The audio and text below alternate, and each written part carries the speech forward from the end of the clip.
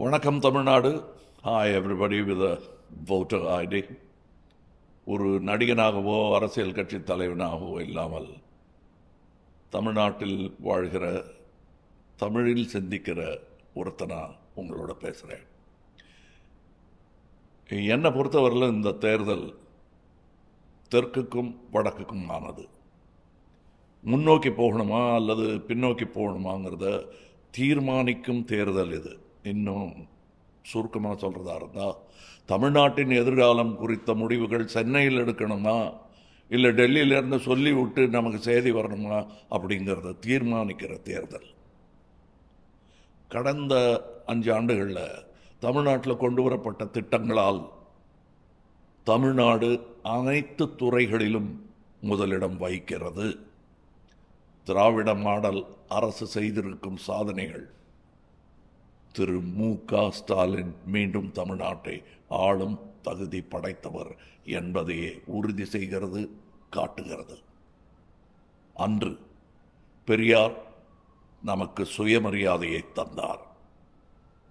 அண்ணா அதற்கு அரசியல் குரல் தந்தார். கலைஞர் தன் அறிவாலும் உறுதியாலும் தமிழ் அடையாளத்தை காத்தார்.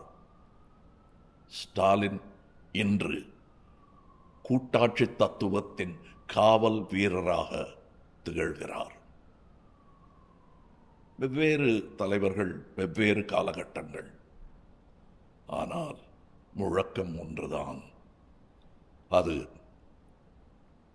தமிழும் தமிழ்நாடும் ஒருபோதும் தலைவணங்காது.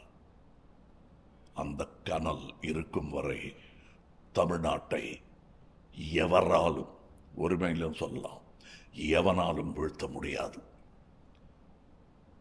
தற்போது இருக்கும் நலத்திட்டங்கள் தொடர வேண்டும். உலக நாடுகளுக்கு இணையாக தமிழ்நாடு உயர வேண்டும். அதற்கு உதயசூரியன் சின்னத்தில் வாக்களித்து பெருவாரியான வாக்குகள் வித்தியாசத்தில் வெற்றி பெறச் செய்ய வேண்டும். அதை நீங்களும் செய்வீர்கள் என்று நான் நம்புகிறேன். ஏதோ ஒரு ஹையில் உணர்ச்சி வசப்பட்டு யோசிக்காமல் வாக்களிச்சிட்டிங்கன்னா, இது ரெடிமேட் சட்டை இல்லை, பிடிக்கலைன்னா உடனே எக்ஸ்சேஞ்ச் பண்ணிக்கிறதுக்கு. யாரால் நம்மை பாதுகாக்க முடியும்? யாரால் நம்ம உரிமைகளுக்காக போராட முடியும்? யாருக்கு உண்மையிலேயே அந்த எண்ணம் இருக்குது அப்படிங்கிறத யோசித்து உணர்ந்து வாக்களிப்பது அவசியம். திமுகவில் தான் அது சாத்தியமா என்று கேட்டால் வரலாறு ஆம் என்றே பதில் சொல்லும்.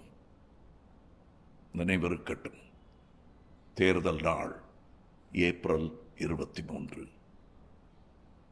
ஏர்லி மார்னிங், அதிகாலையிலே வாக்குச்சாவடிக்கு சென்று ஜனநாயக கடமையை ஆற்றுங்கள்.